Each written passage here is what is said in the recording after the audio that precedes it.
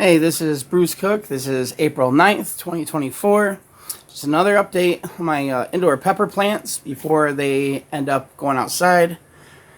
So I looked back and it's been 8 days since I made my last update. And I am planning on putting these outside in about 2 weeks from now. So I thought I would make this update just in case I don't make another update before they do go outside. And of course I'll make an update on that when that happens. But just in case this is the last update on them being indoors, wanted to give you a look at how far along these things came. So to recap, I sowed the seeds, most of these seeds in the beginning of January, and then there was some I sowed, I don't know, like a month later, well, maybe a little more than a month later. And this has been, without question, by far the best indoor growing season I have ever had. It's just a journey of learning, from mistakes, learning what works better. And I think I started growing in 2020, and I think I have learned quite a bit already. And it's everything I have learned and put into practice has resulted in what you are seeing right here. So before the previous years, I did things quite differently, and one was I used to use the double cup method. I in fact did that all the way up until this season, and I tried out just having the plants in just single cups and just in soil with no extra nutrients added, and the results have been fantastic. I didn't have to worry about feeding inconsistent amounts of plant food, which is what I was doing before, mixing Miracle-Gro into water.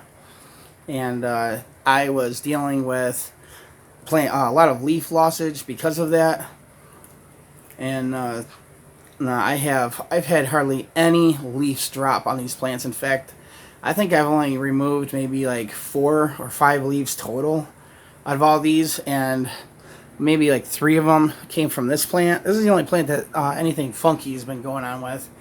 And then there was another plant in here I did knock off 1 leaf, and then there was another plant where I found one smaller shriveled up leaf in the cup below. Other than that, this thing is it's been going perfect. Now with my other plants or my other seasons, I was dealing with leaves, tons of leaves on all the plants dropping off. And it was only until last season when I did my last round of plants, there was some seeds that I had sown way late last year, but that was the first time I experimented with just putting them in cups, just in the soil without doing the Miracle-Gro thing, without doing the double cup method. And I seen that those plants stayed healthy. They looked consistently healthy all the way up till I put them outside. And one thing I experienced with all my other plants that I had done the double cup method with was when I would put them in their containers, their final containers outside, I dealt with almost complete leaf lossage.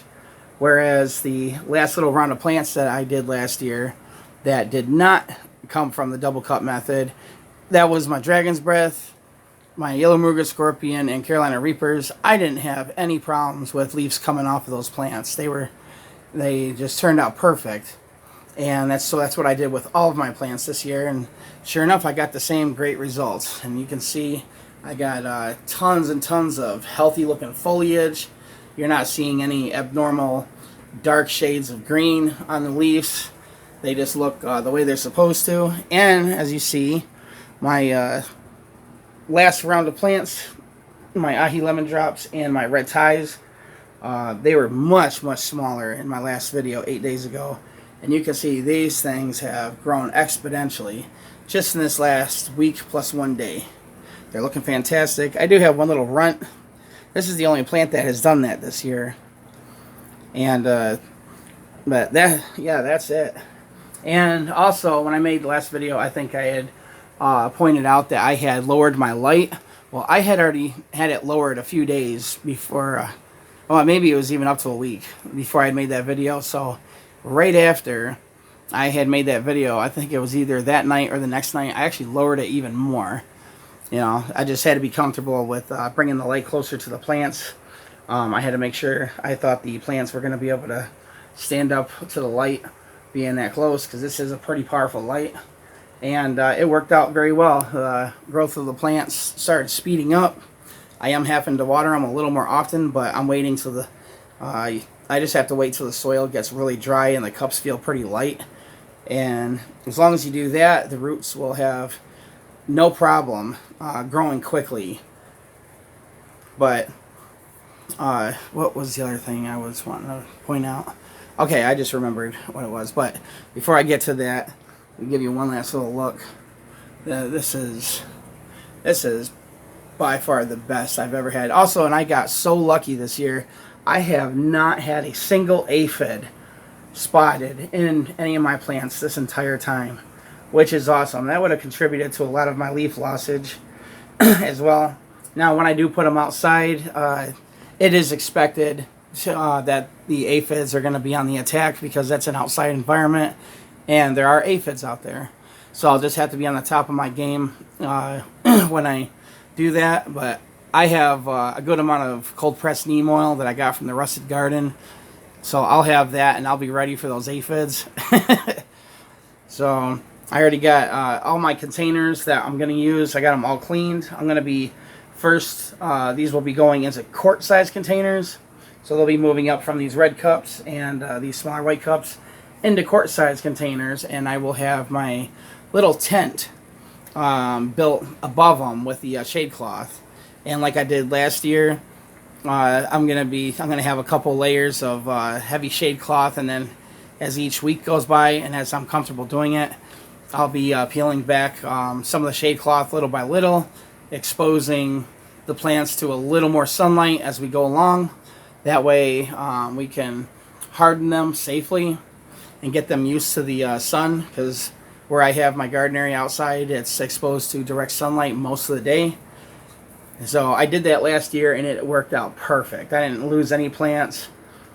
So as long as I can remember to repeat everything that I did last year, you know, once I got them outside, I'm expecting everything to go smoothly again. So, but give you one last look. Nice close-ups. And even though my grow box is very imperfect, it's worked. It was only in the beginning it looked like I had some you'd call sunspots.